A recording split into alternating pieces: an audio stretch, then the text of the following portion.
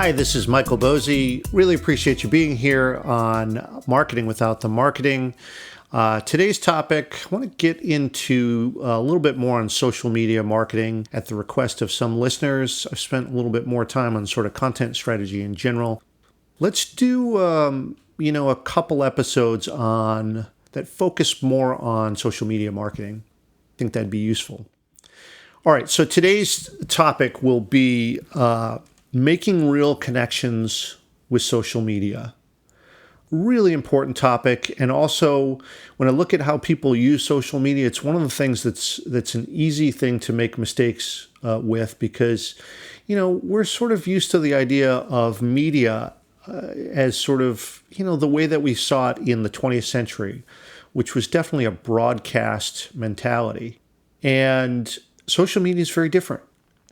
And it's a part of your overall content strategy.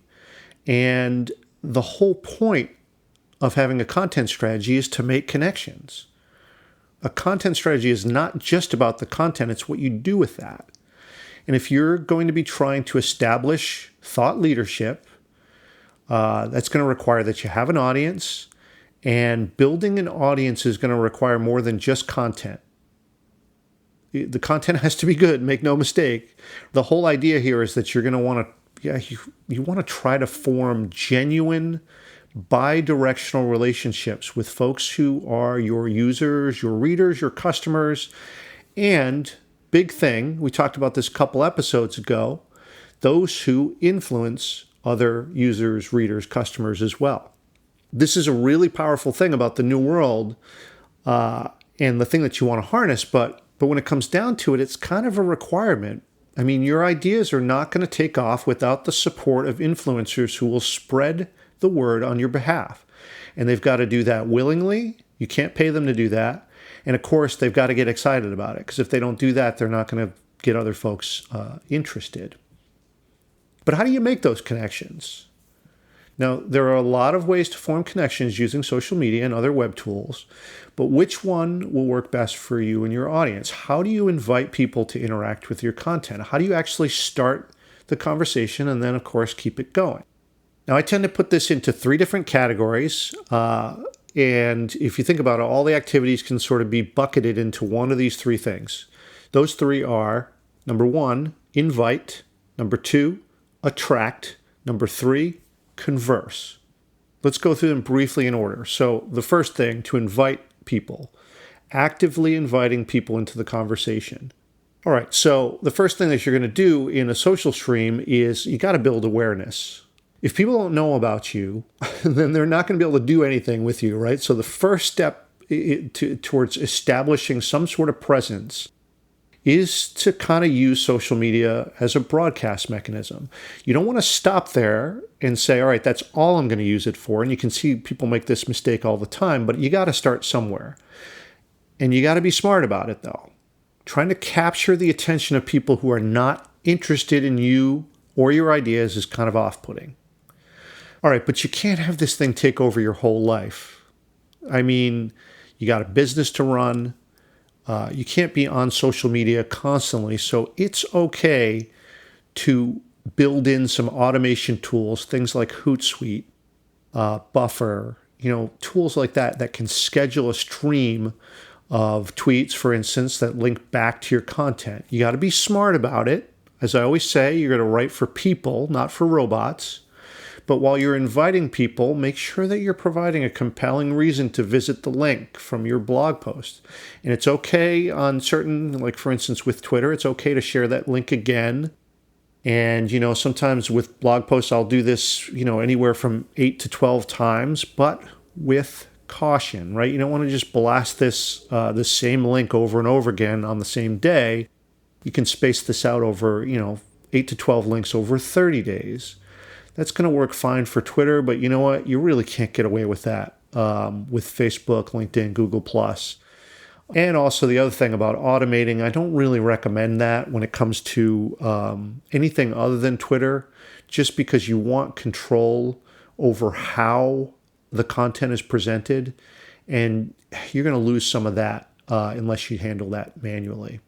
Now, as you're posting, if you've started to earn the trust of your audience because you've been providing valuable content, then, it's okay to start asking directly for their support. You don't want to do this too soon. It's just, remember, this stuff is like, it's forming a relationship.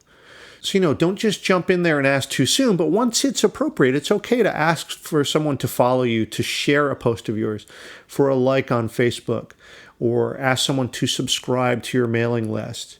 All that's okay as long as it doesn't come too soon. So all that sort of fits under the category of inviting people, right? You're putting content out there, and then you're actively asking them to participate or to do something. But an invitation alone isn't going to cut it, right? You got to start attracting people to your work, your posts, your content. Content's got to be valuable, of course. I say that all the time. And it's got to be visible too. And here's the thing. Under the new rules, it's your responsibility to make the first move. So you have to do this genuinely too.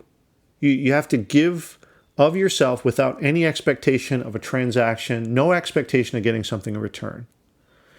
And think about this. If you're not contributing real value to people, whether it's blog, social, whatever it is that you're doing, then you're adding to the noise. And there's a lot of noise out there already. There's a real thirst for valuable content, but the world doesn't need any more noise. All right, now as a part of attracting an audience, think of this as a great networking tool. I'll go into this more in the next episode, so I don't want to dwell on it too much here.